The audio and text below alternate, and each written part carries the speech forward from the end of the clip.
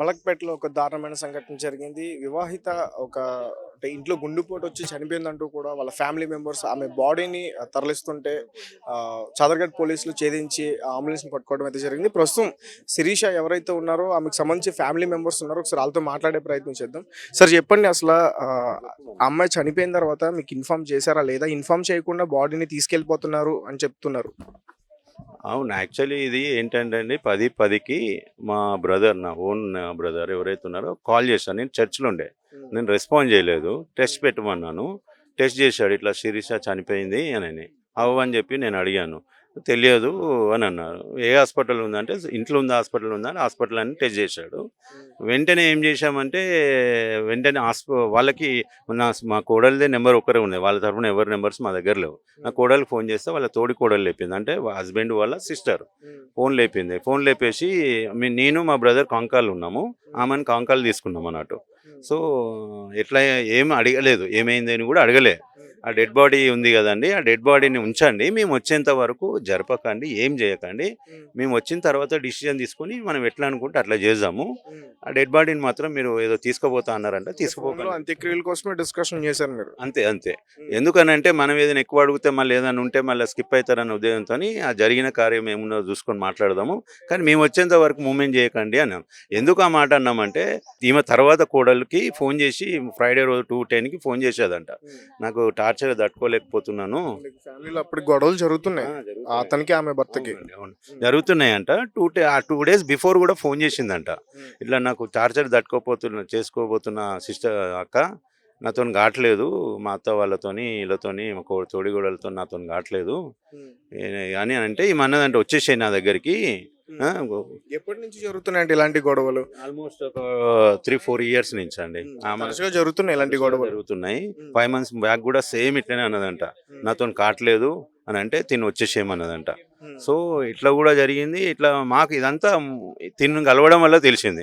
అయితే ఈమె ఫోన్లో ఏదైతే ఆ 2 రోజుల ముందు జరిగిందన్న విషయం నేను అడిగాను ఏమన్నా ఫోన్ చేసి, ఏమన్నా అయిందా బేటా అని వీళ్ళని అడిగితే, లేదు మామ ఇట్లా అయిందంట, 2 days బ్యాక్ ఫోన్ చేసింది అని అంటే అప్పుడు డౌట్ వచ్చి వాళ్ళకి ఫోన్ చేసేసి బాడీని ఆపండి, వచ్చినాక డిసిజన్ తీసుకుందాం అన్న ఇంటెన్షన్తో రిక్వెస్ట్ చేశా. వాళ్ళు ఓకే అని చెప్పారు. చెప్పిన తర్వాత మళ్ళీ నేను 15 minutes తర్వాత ఆన్ ది వేలు ఉండే సికింద్రాబాద్ నుంచి, నేను చర్చ్ నుంచి మలక్పేట రావడానికి మినిమం 30 minutes పడుతుంది. 15 minutes మళ్ళీ ఫోన్ చేశా ట్యాంక్ బండ్ ఎక్కినప్పుడు. మీరు ఫోన్ చేస్తుంటే ఫోన్ లేపుతలే, ఎవ్వరు ఫోన్ లేపుతలే, ఏ నెంబర్ నుంచి చేసినా వాళ్ళు ఫోన్ లేపుతలే. మాకు ఇంకా డౌట్ వచ్చింది. వెంటనే గూగుల్లో సెర్చ్ చేసి హాస్పిటల్ నెంబర్ తీసుకొని రిసెప్షన్ని లైన్లో తీసుకున్నా. ఇట్లా సో పేషెంట్ మీ దగ్గరకు వచ్చిందని అంటే వచ్చిందండి అని అంటే ట్రీట్మెంట్ మీరు చేశారా అంటే లేదు సార్ మీరు అది డెడ్ బాడీతో వచ్చారా లేకపోతే మీ దగ్గరకు వచ్చినాక ఏమన్నా లాస్ట్ మూమెంట్లో చనిపోయారంటే డెడ్ బాడీని తీసుకొని ఆమె ఏం చేసేదంటే కన్ఫర్మ్ చేసుకుంటా అని వాళ్ళ సీనియర్స్కి ఫోన్ చేసింది. చేసి కన్ఫర్మ్ చేస్తే లేదు డెడ్ బాడీతో వచ్చారని చెప్పి ఆమె మాకు ఇన్ఫార్మ్ చేసింది. లేదు సార్ మా సీనియర్ని అడిగినాము, డెడ్ బాడీ వచ్చిందంట, సో మేమేం ట్రీట్మెంట్ ఇవ్వలేదని వాళ్ళు చెప్పడం జరిగింది హాస్పిటల్ వాళ్ళు. అక్కడ అటెండర్స్ ఉన్నారండి, నేను వాళ్ళ మేనమామని, ఒక్కసారి నాతో మాట్లాడమని ఎవరినైనా చెప్పరా అంటే వాళ్ళు పిలిచినా రావట్లేదు. అయినవి ఆమె రిక్వెస్ట్ చేస్తే ఒక ఆమెకు పిలిచింది, వచ్చింది. ఎవరైతే మాతో ఫోన్లో మాట్లాడిందో తోడికోడలు మళ్ళీ ఆమెనే వచ్చింది.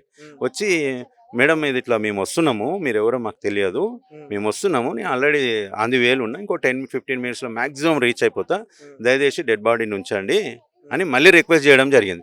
ఓకే అని పెట్టేసిన తర్వాత మేము అక్కడికి వచ్చి డెడ్ బాడీ దగ్గరకు వచ్చి మీరు ఎక్కడ గొడవ చేస్తారని చెప్పేసి ముందుగానే వాళ్ళు ఆ బాడీని ఇక్కడ నుంచి తీసుకెళ్లడం జరిగిందా?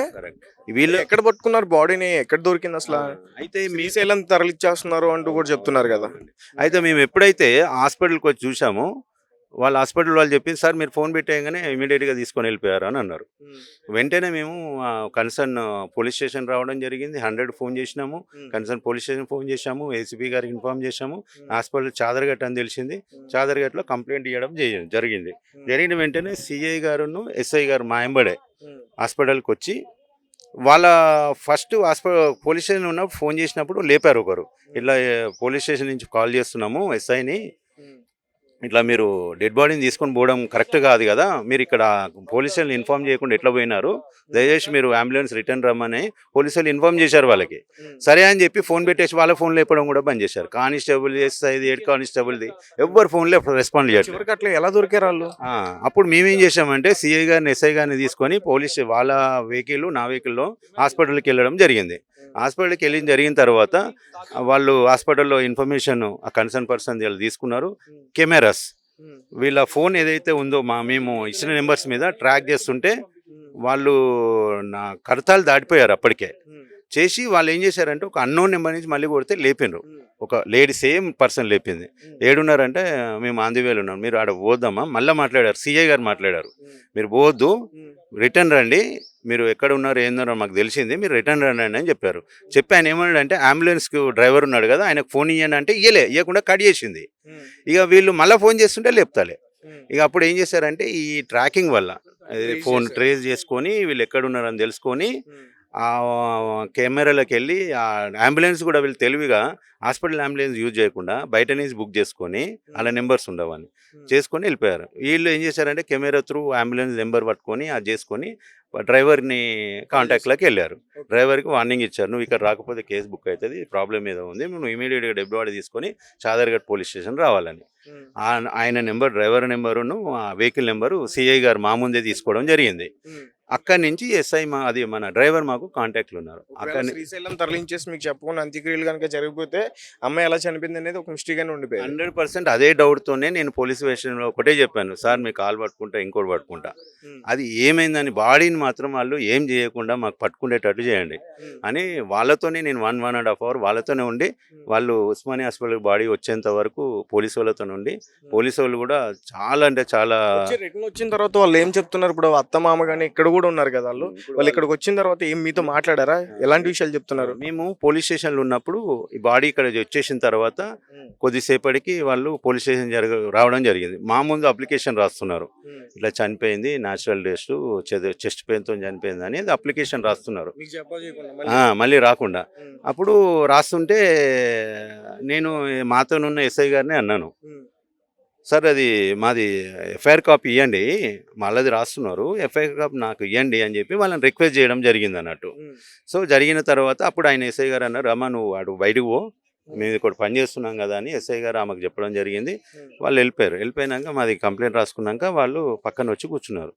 కూర్చొని ఆమె చెప్తుంది వర్షన్, ఇట్లా చెస్ట్ పెయిన్ అది ఇది అని ఏదో చెప్తుంది. ఆమె ఎవరని అంటే మా సిస్టర్ వాళ్ళ హస్బెండ్ వాళ్ళ సిస్టర్, మాతో ఫోన్లో ఎవరైతే ఉన్నారో ఆమెని వెంటనే నేను అన్నాను, నీతో నేను మాట్లాడినాను కదా, మాట్లాడినప్పుడు నువ్వు ఒకవేళ న్యాచురల్ డెత్ అని నీకు అనిపిస్తే నేను అన్నిసార్లు రిక్వెస్ట్ చేశా, అన్నిసార్లు ఫోన్ చేసినా, నీ రిక్వెస్ట్ చేసిన తర్వాత ఫోన్ లేపలేదు, నువ్వు డెడ్ బాడీని తీసుకొని ఎందుకు పారిపోయినావు అని నేను ఎస్ఐ గారి ముందే పాయింట్అవుట్ చేశా. ఆమెని ఎవరైతే ఫోన్ రెస్పాన్స్ చేసిందో అలా తోడుకోవడాన్ని ఉన్నారు అక్కడ కూర్చొని ఉంది. అడిగితే ఆమె మా మీదే ఎగురుతుంది, రేషన్ నువ్వు అలా మేనమామ అని మాకు తెలియదు కదా, అందుకే మీకు ఇన్ఫర్మేషన్ ఇవ్వలేదు, మీరు ఎవరు అని అంటే వెంటనే అన్న, ఒకవేళ నేను మేనమామ కాదని తెలిసింది అనుకో, మీ హస్బెండ్ నవంబర్కి మా ఫంక్షన్కి ఎందుకు పంపించండు మా కోడల్ని, అది కాకుండా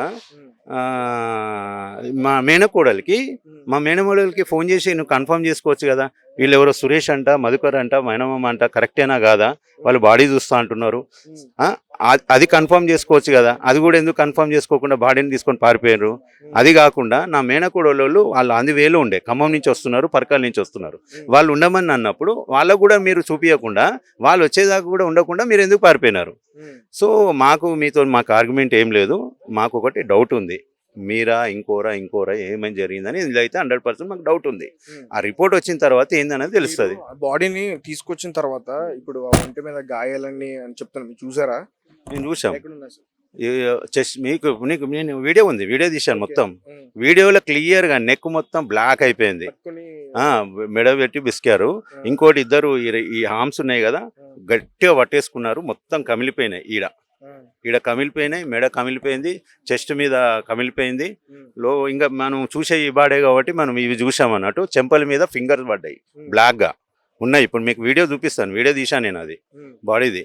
సో అది క్లియర్గా అయితే చంపేశారు, ఇంకా సెకండ్ థాటే లేదు. ఏంటి అంటే చంపడానికి గల కారణాలు ఏంటి? ఏమైనా ఈ వరకట్నపు వేధింపులు కానీ లేకపోతే ఇతర వేరే ఏమైనా కారణాలు ఏమైనా ఉన్నాయా? యాక్చువల్లీ వాళ్ళిద్దరిది కూడా లవ్ మ్యారేజ్ అని చెప్తున్నారు. ఇద్దరు కూడా ఆయన జాబ్ చేయడని మాకు ఇన్ఫర్మేషన్ అండి. ప్లస్ ఈమె సంపాదిస్తుంది, జాబ్ చేస్తుందా శిరీష? నర్సు, బిఎస్సి నర్సింగ్ చేసింది ఆమె, నర్సింగ్ ఇక్కడనే ఆమె అప్రెంటిస్ కూడా చేసింది ఉస్మానియాలోనే.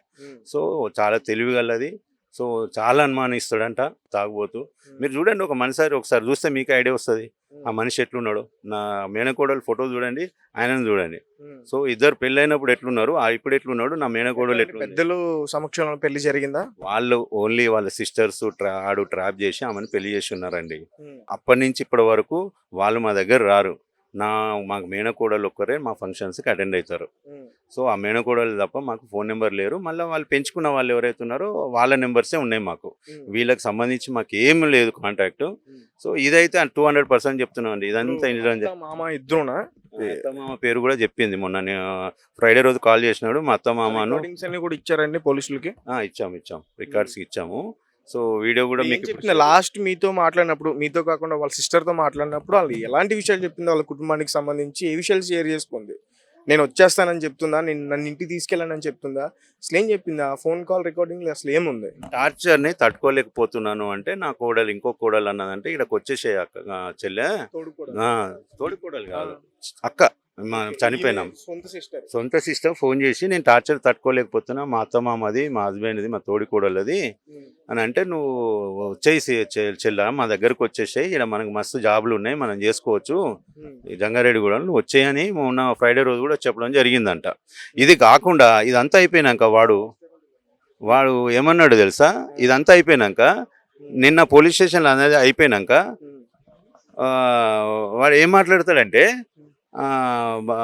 ఎస్ఐ గారు అడిగారు ఏమని, ఒంటి మీద మొన్న ఎస్ఐ గారి బాడీ వచ్చినాక ఎస్ఐ గారు అడిగారు, గోల్డ్ ఉంది అండి మరి అది ఎవరిది అని అడిగాడు. అది మాకు సంబంధించింది కాదు, అది ఎవరు గోల్డ్ ఉంటే వాళ్ళకి ఇచ్చేయండి అని మేము ఎస్ఐని జరిగాం. వాడు మా ముందే అంటాడు, వాడు గోల్డ్ వాళ్ళకి వెళ్ళి ఇస్తారు, అది మా గోల్డ్ అని వాడు ఆ టైంలో మేమేమో గోల్డ్ ఎవరిదో మాకు తెలియదని మేము అంటుంటే, భర్తకు కానీ అటు అత్తకు కానీ వాళ్ళ మామకు కానీ ఆమె చనిపోయిన విషయం అసలు వాళ్ళకి బాధను కలిగించట్లేదు. నిశ్శబ్దంగా ఉన్నారు వాళ్ళు. ముఖంలో ఆ 2-3 తులాల బంగారం ఒంటి మీద ఉన్నది, ఆ ఒంటి మీద ఉన్న బంగారం తీసుకోవాలన్న ఆలోచన తప్ప మాకు వాళ్ళని కలిసినాక మాకు అప్పటి వరకు వాని మీద ఒక కన్సర్న్ ఉండే, ఆ బంగారం మాది కాదు, అది ఎవరో తీసుకోండి,